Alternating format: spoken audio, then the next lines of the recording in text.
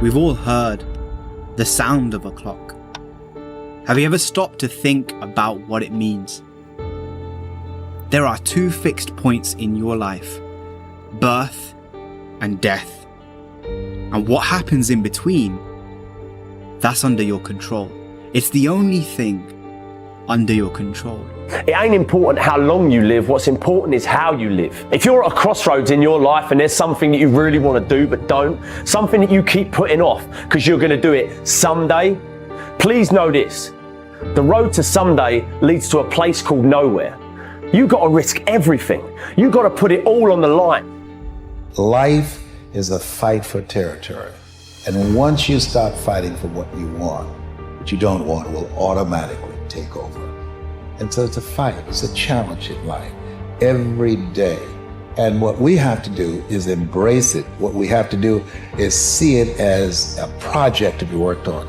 I read something once that I live by. It said, in life, you will always be faced with a series of God-ordained opportunities, brilliantly disguised as problems and challenges. Your life is your life, and you have the right to live it the best way you can.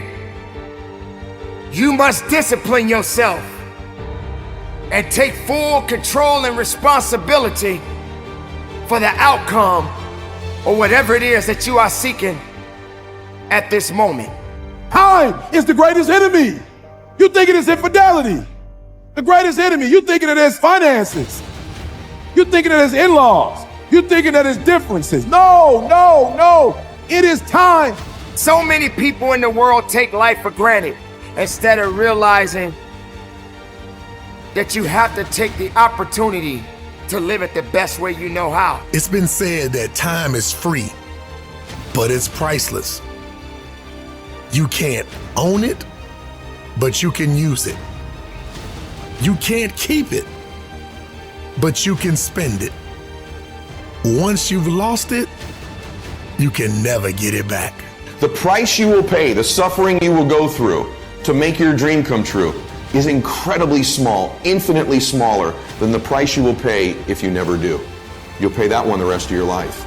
And so ask yourself what you're willing to risk. What's the price you're willing to pay? And every day, $86,400 is put into it. And at the end of the day, the account refreshes and all the money is gone. Now tell me, what would you do?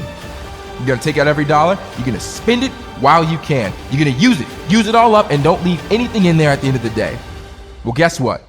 We get 86,400 seconds every day. So I want you to do the exact same thing. Use the time, so at the end of the day, you don't feel like you've wasted a second. We only have so much real estate in our minds and our hearts. We only have so much bandwidth in our mental capacity. And the more distractions, the more delusions, the more negativity that we allow to take up real estate in our hearts and in our minds, the less energy we have to fulfill the call, to fulfill destiny, to manifest the idea. Everything that you think about, that you meditate on, everything that has to your attention has to be worth your time. Because at the end of the day, identity and values drive behavior. So if you want to make a change, you have to change your vision of who you are.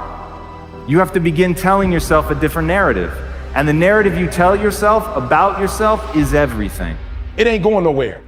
But if you go after the fight, if you approach the challenge, you have a much better chance of winning. This the fight of your life, baby. Are you hearing me? This the fight of your life. Since we cannot change the circumstances, but we can change ourselves. We can change what we do.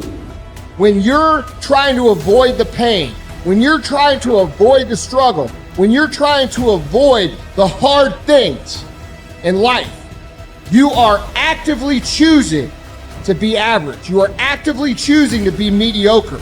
And you are actively choosing to move further away from what you want in life.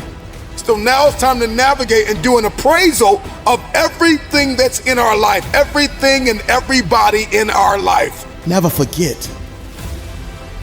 what comes easy won't last. And the things that last the longest never come easy. And that's the exact reason why. The harder you work for something, the greater you feel when you achieve it. Time to do an appraisal and ask them this question. Are you worth my time? If you're not, it's time to unplug. Time to unplug. Time to unplug. Keep pushing. Keep grinding. Keep going. Because that's when it really counts. When you reach that point that most others would stop, that's when you keep going and engage in positive self-talk, just like the little engine that could. Tell yourself over and over again, I know I can. I know I will. I know I can. I know I will. It's not over until I succeed. It is time for you to push harder than you've ever pushed in your life. It is time for you to work as hard as you can. I want you to take a look in the mirror. The image in the mirror, that is not who you are. You are greater than the image in the mirror. You walk. You push.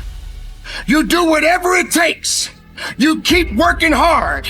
You dig deep. You find a way. You make a way.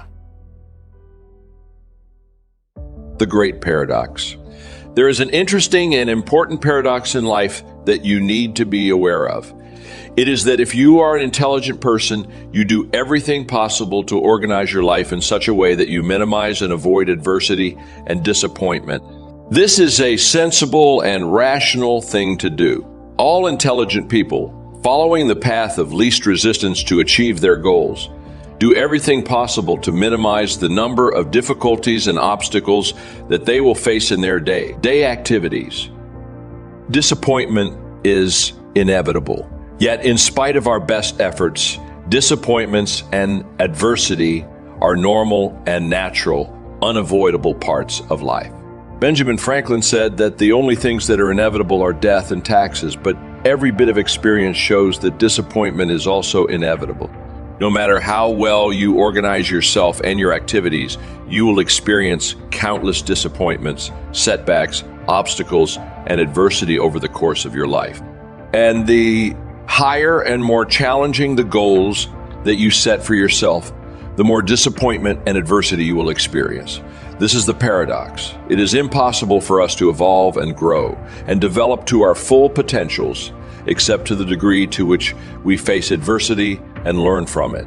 All of the great lessons of life come as the result of setbacks and temporary defeats, which we have done our utmost to avoid.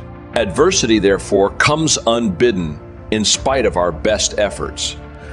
And yet without it, we cannot grow into the kind of people who are capable of scaling the heights and achieving great goals. Adversity is what tests us. Throughout history, great thinkers have reflected on this paradox and have concluded that adversity is the test that you must pass on the path to accomplishing anything worthwhile. Herodotus, the Greek philosopher, said, "Adversity has the effect of drawing out strength and qualities of a man that would have lain dormant in its absence." The very best qualities of strength, courage, character, and persistence are brought out in you when you face your greatest challenges and you respond to them positively and constructively. Everyone faces difficulties every step of the way. The difference between the high achiever and the low achiever is simply that the high achiever utilizes adversity and struggles for growth, while the low achiever allows difficulties and adversity to overwhelm him or her and leave him or her discouraged and dejected. We all have goals that we want to achieve in our lives. These goals may include learning a new language, eating healthier and losing weight, becoming a better parent, saving more money, and so on.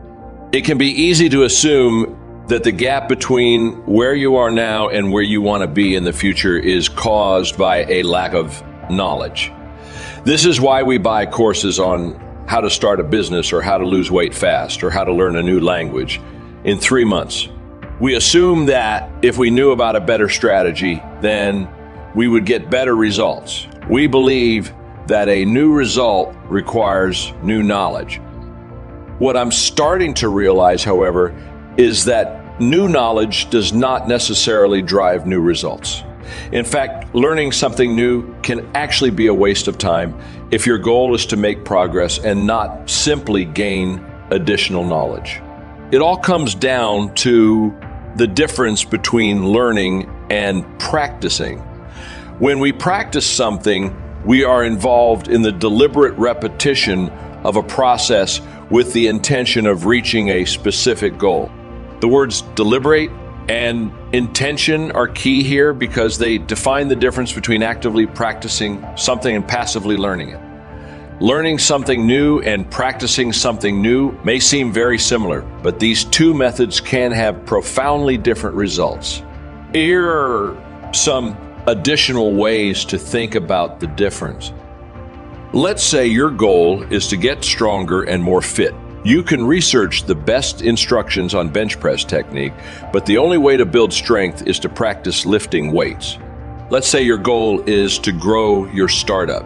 You can learn about the best way to make a sales pitch, but the only way to actually land customers is to practice making sales calls.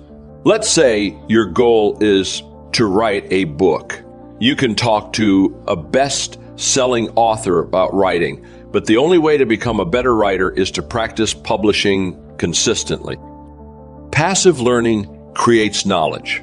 Active practice creates skill. Passive learning can be a crutch that supports inaction. In many cases, learning is actually a way to avoid taking action on the goals and interests that we say are important to us.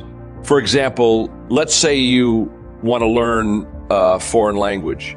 Reading a book on how to learn a foreign language quickly allows you to feel like you're making progress. Hey, I'm figuring out the best way to do this. Of course, you're not actually practicing the action that would deliver your desired outcome, speaking the foreign language. In situations like this one, we often claim that we are preparing or researching the best method, but these rationalizations allow us to feel like we are moving forward when we are merely spinning our wheels. We make the mistake of being in motion rather than taking action. Learning is valuable until it becomes a form of procrastination. Practice is learning, but learning is not practice. Passive learning is not a form of practice because although you gain new knowledge, you are not discovering how to apply that knowledge. Active practice, meanwhile, is one of the greatest forms of learning because the mistakes you make while practicing reveal important insights. Even more important, practice is the only way to make a meaningful contribution with your knowledge. You can watch an online course about how to build a business or read an article about a terrible disaster in a developing nation, but that knowledge is unproductive unless you actually launch your business or donate to those in need. Learning by itself can be valuable for you, but if you want to be valuable to others, then you have to express your knowledge in some way.